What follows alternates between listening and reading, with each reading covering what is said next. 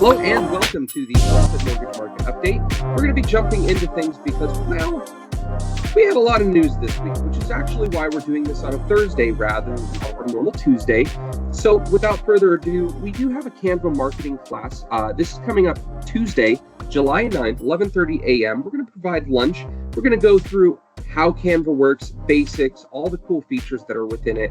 We definitely recommend an RSVP and a laptop so that you can, one, get lunch, and two, work alongside the training that we're going to do. And I also want you guys to come with your imagination. I want to try and create this. Oh, can I make this move around on the page? How can I post this to Instagram, to Facebook? I want this to be an interactive class where you can learn things you've always wanted to learn. So, Canva Masterclass, July 9th. We also have a first-time homebuyer seminar. This is the third Tuesday of the month, June 18th, 5 o'clock p.m., online, in person at Homestead Mortgage. Let's jump into the news. We had four big things happen this week. The first one is the VA commission. We've all heard about the NAR settlement. Realtors, this is going to be important for you. Keep it in your back pocket. But the Department of Veteran Affairs issued a temporary circular about buyer agent commissions, basically saying you can charge a buyer agent commission on some cases. Now, for the speaking of this NAR settlement, most cases will be approved under this circular. But that being said, for those of you that didn't know, VA buyers were never allowed to pay a realtor commission. VA buyers could not pay their own realtor. It had to be seller paid.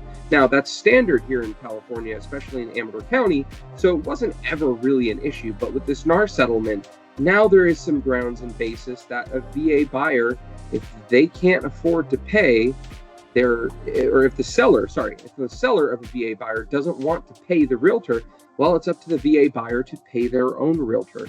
And that would have killed the deal instantly. Now we have a way through that. So keep that in your back pocket. And we're going to move on to the jobs report.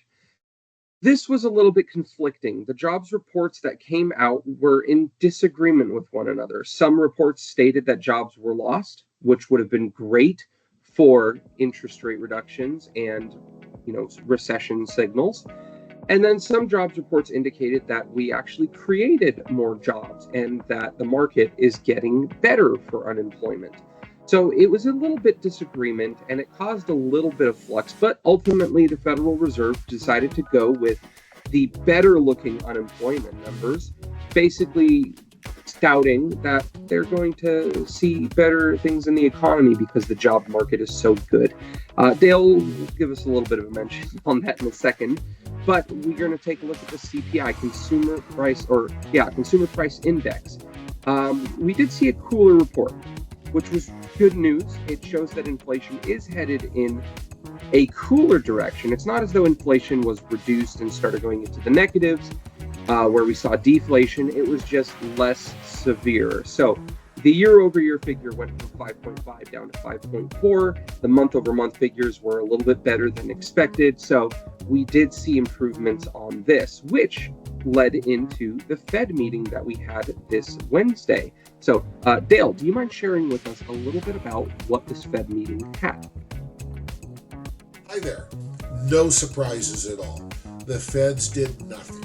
They did not reduce rates as we had all hoped that they would.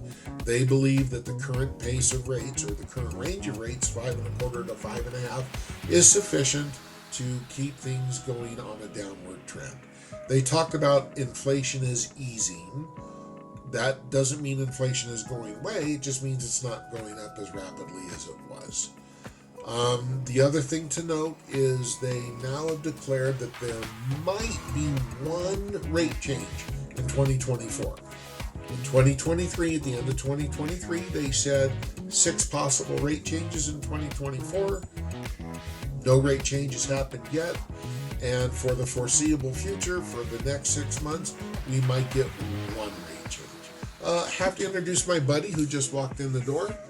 Hey, buddy. This is Yoda, in case you haven't ever seen him or met him. Yoda's bugging me because he's probably hungry. So I got to go fix him dinner. Anyway, no changes to the rates. Little unfortunate. We were all hoping that they would. But that being said, I'm sure lower rates are on the horizon, just don't know how far on the horizon. Once the Fed figures out the inflation issues, hopefully that will get better. On a side note, they did make the comment they don't understand why most Americans think the economy is doing horrible. Well, that's because of the inflation. And it is a little bit better than it was. So hopefully we're on the right trend. It is a good time to buy a house. There's no evidence that house prices are going down. So anything we can do to help, Nora and I will gladly do. We'll help all your clients, and we hope you have a great evening. Thank you, Dale. Much appreciated. And yes, to reiterate, they don't quite know what they're doing. We were promised 6 rate cuts back in 2023, and then it was revised down to 3, then it was revised down to none. Now it's being revised maybe to 1 in 2024. So it's anyone's guess at this point. But one thing we know for sure is housing prices are still going up, and once the rates come down, it'll be gangbusters. So let's see, what did the Fed meeting actually do to the market on interest rates? Well, take a look here. Green and up is good, red and down is bad. It's basically an inverse of what we see interest rates do on mortgages. And these last 3 days where we were getting all this news, we did see a benefit to the market. As you can see here, the second day, at the top of this candlestick, we actually had huge gains of about 60 basis points, which is quite a significant jump. And today we are still seeing a little bit of green. So we expect interest rates to actually come down this week and into next week, which will be fantastic, because right now the average rate is just a smidge below 7%.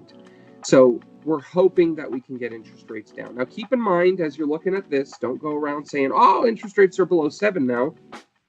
This is an average. This is an average of all different loan programs, VA, FHA, USDA, and conventional.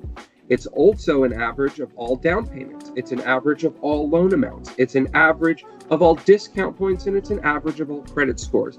So you could very well find a low 6% interest rate with FHA or VA, and you could find a high 6% interest rate with conventional, and you could just as easily be in the 7s with conventional as well.